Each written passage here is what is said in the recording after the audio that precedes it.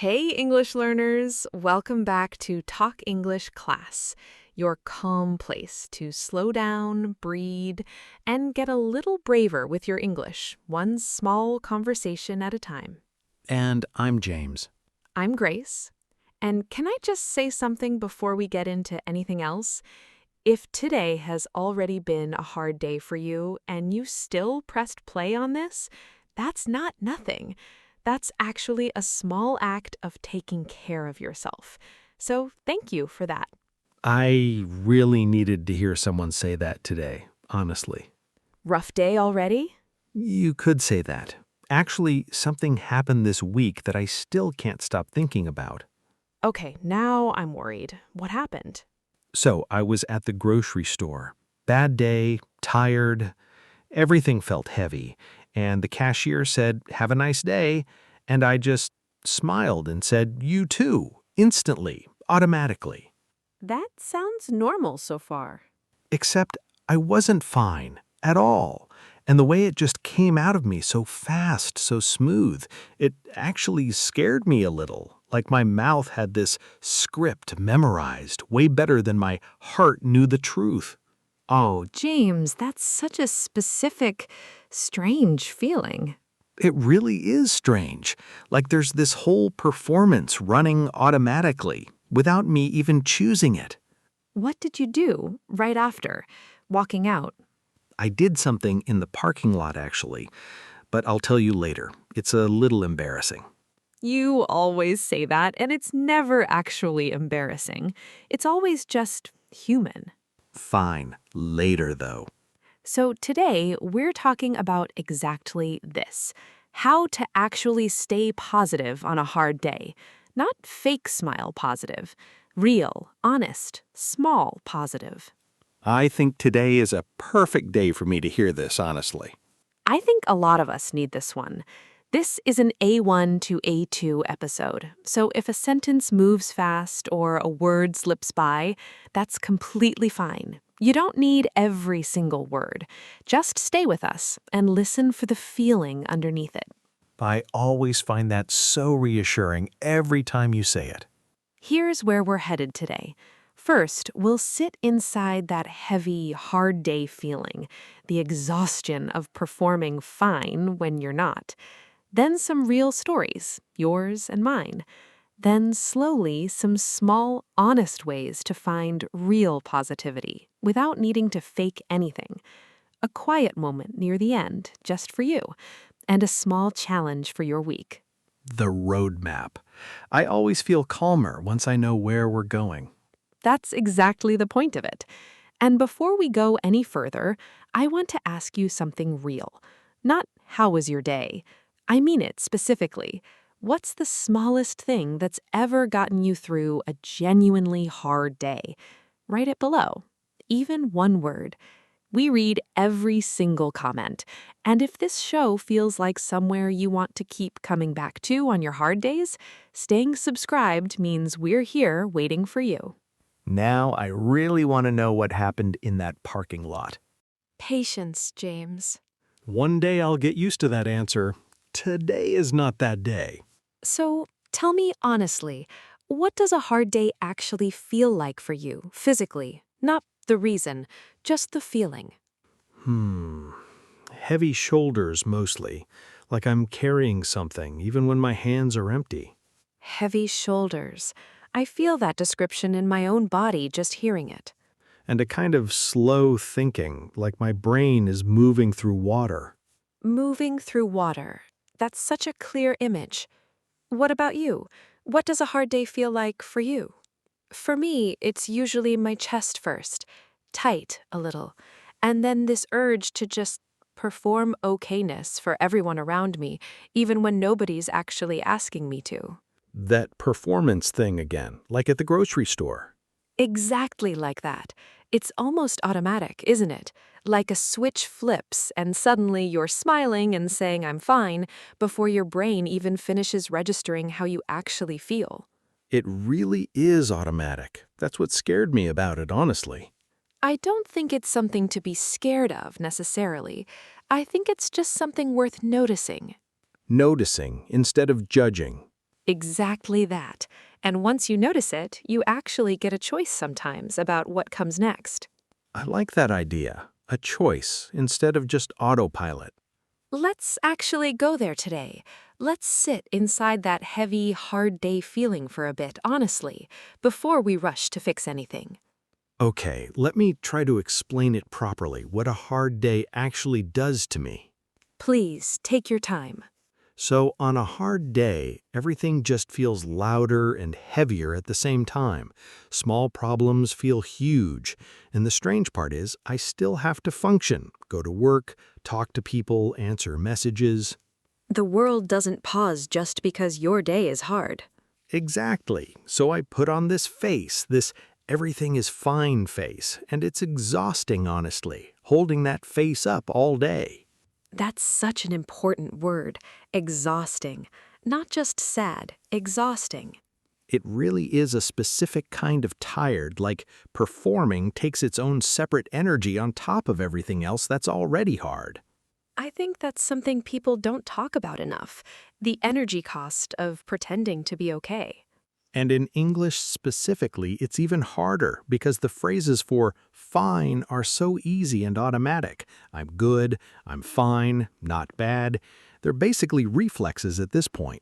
While the real feeling, whatever it actually is, doesn't have an easy phrase ready like that. Exactly. So the fake positive wins just because it's faster and easier to say. That's such a clear way to put it. The easy lie beats the hard truth purely because of speed.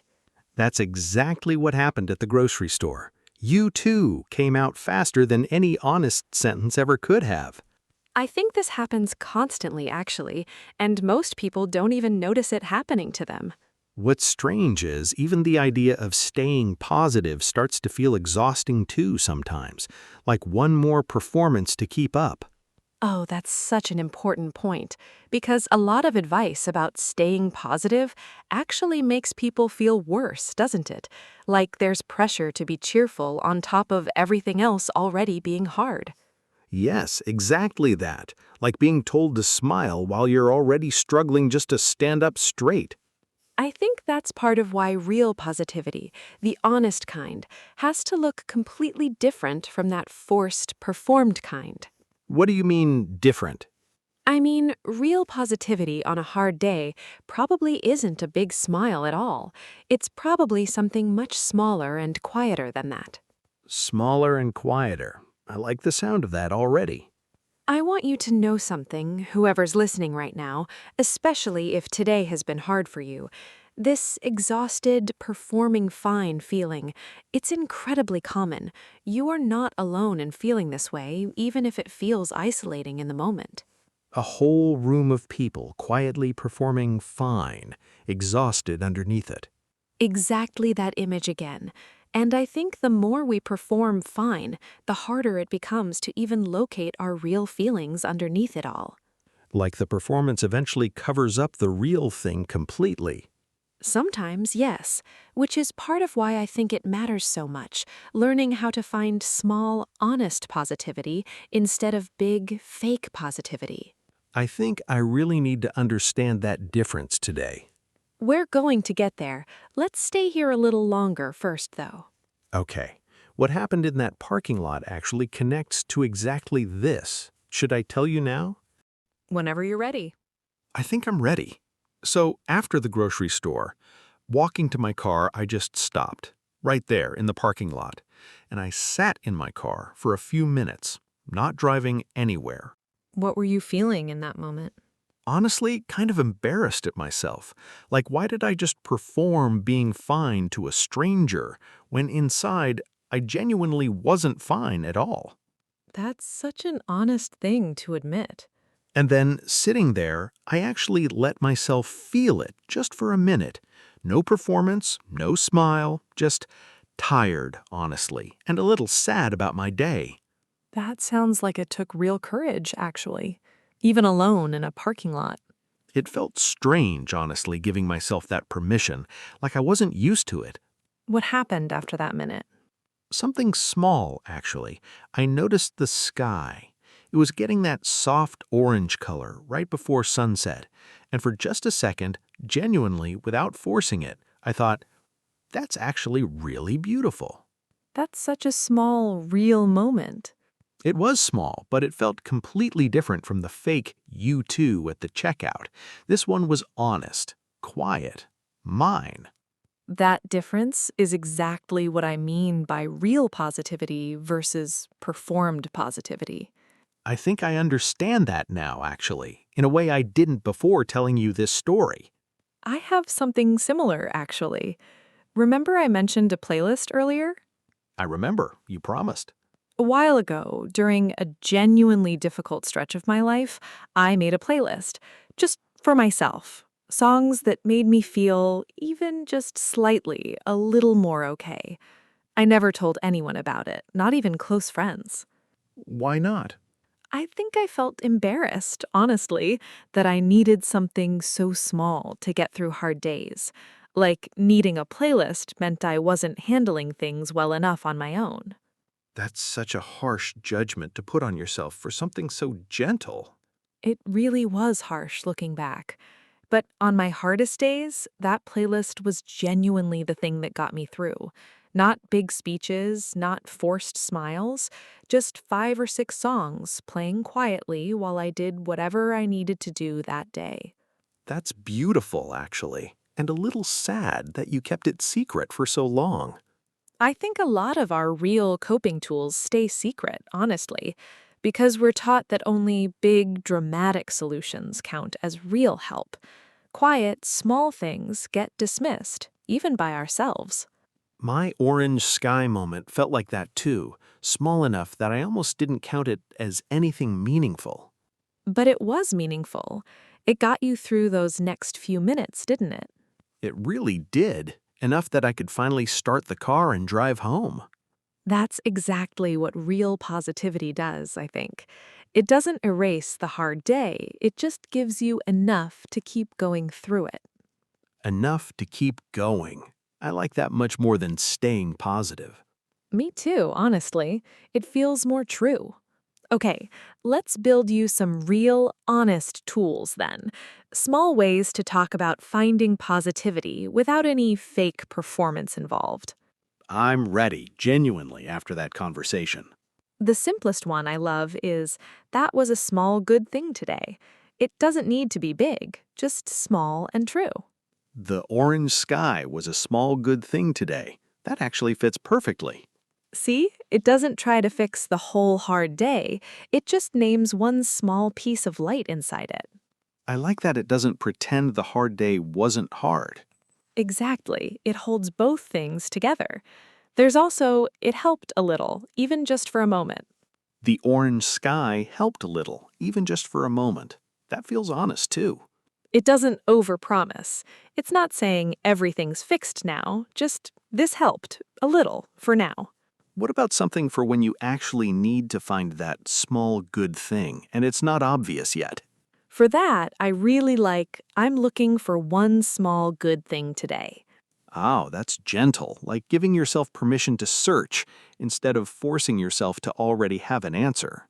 Exactly that permission. It's an invitation, not a demand. I think that phrase might genuinely help me on my next hard day. There's one more I love, especially connected to my playlist. This isn't much, but it helps me. This playlist isn't much, but it helps me. That feels exactly like you described earlier. It really does. It stops apologizing for being small while still being completely honest about its size. I think that phrase gives permission to things that feel too small to matter. Exactly. And here's something important, James, connected to both our stories today. You don't need perfect English to name a small good thing. Even if you say, "This helped me a little," missing a small word, people, and honestly, even you yourself, will still completely understand the meaning. The small mistake doesn't erase the small good thing. It really doesn't. I think what I learned from keeping that playlist secret for so long is small, honest things don't need to be impressive to actually work. They just need to be real. Real, not impressive. I like that distinction a lot. And once you start naming small good things, even quietly, even just to yourself, something shifts. Hard days stop feeling completely dark and start feeling like they have small points of light scattered through them. Points of light. That's a lovely way to think about a hard day. So, if you had to choose one sentence right now for your orange sky moment, which one feels most like you? I think it helped a little, even just for a moment. Say that again slowly, just for yourself. It helped a little, even just for a moment. How does that feel, saying it again? Calmer, actually, like I'm allowed to have something small work without needing it to fix everything. That's exactly the permission real positivity gives you, James. Not fixing everything, just helping a little, right now. I think I've been chasing the wrong kind of positive this whole time. I think a lot of us have, honestly, without even realizing it. Let's slow all the way down now. A quiet moment, just for you. I always need this part, especially today. Think quietly about your own hard days, not James's parking lot, not my playlist, yours specifically. Is there a small good thing, even one, that's helped you recently? It doesn't need to be big. A song, a color in the sky, a warm drink, a message from someone. Anything small and true. Now, quietly, choose one phrase from today that fits your own small good thing. That was a small good thing today. It helped a little, even just for a moment. Or, I'm looking for one small good thing today. Or, this isn't much, but it helps me. Notice which one feels most comfortable, not just most correct. Mine keeps coming back to, this isn't much, but it helps me, honestly. There's a specific song I keep replaying lately. That phrase really does suit that kind of small, private comfort. It does. It feels less embarrassing to admit now, actually, after everything we talked about today. Now let that small good thing sit there, quietly, in your mind. It doesn't need to fix your whole day, it just needs to help a little. That actually feels like enough right now, just a little. A little is genuinely enough most days. One last thing. Let your sentence sit there, ready for the next hard day, whenever it comes. Mine is ready, waiting quietly for whenever I need it. So here's a small challenge, gentle as always. Gentle is good, especially for this topic. This week, on one hard moment, whenever it happens, try to notice one small good thing. Just notice it. You don't even need to say it out loud to anyone. Just noticing, not performing. Exactly that. And if you want to go a little further, try saying your phrase quietly, even just to yourself. This isn't much, but it helps me. Or whichever one feels most like you. I think I'm going to actually make that playlist idea mine too, honestly. Start collecting my own small good things. I really love that idea, James. It feels small and meaningful both at once. That combination seems to keep showing up for us, doesn't it? It really does. What about your challenge this time? I think I want to finally tell someone about that playlist, not keep it a secret anymore. I really hope you do that. Me too, honestly. And for everyone listening, what's your small good thing? The one that's gotten you through a hard day recently? Tell us below, even just a few words. A song, a color, a message from someone, a quiet minute alone. We read every single comment. And if today felt a little tender, that probably means it mattered. That's completely okay too. Tender. That's a good word for today, honestly. It really is. James, before we finish, did you expect, walking into this episode, that you'd end up talking about sitting alone in a parking lot? Honestly, no. I thought we'd just learn a few cheerful phrases about staying positive. See, this is exactly why I love making this show. It's never really about the cheerful phrases. It's about the small, quiet things that actually get us through. The small, quiet things, exactly.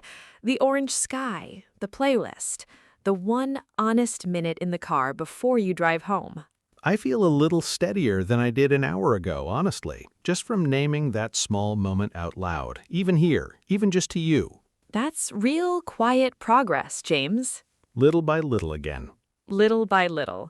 That's really all this ever is. Maybe today is a hard day for you listening right now. Maybe the smile you gave someone today wasn't completely real. That's okay. That's human. Just look for one small good thing. Just one. It doesn't need to fix everything.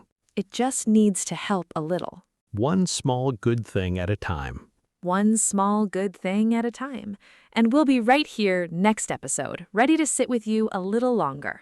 Finding small light even on the heavy days. I really like that. Small light even on the heavy days.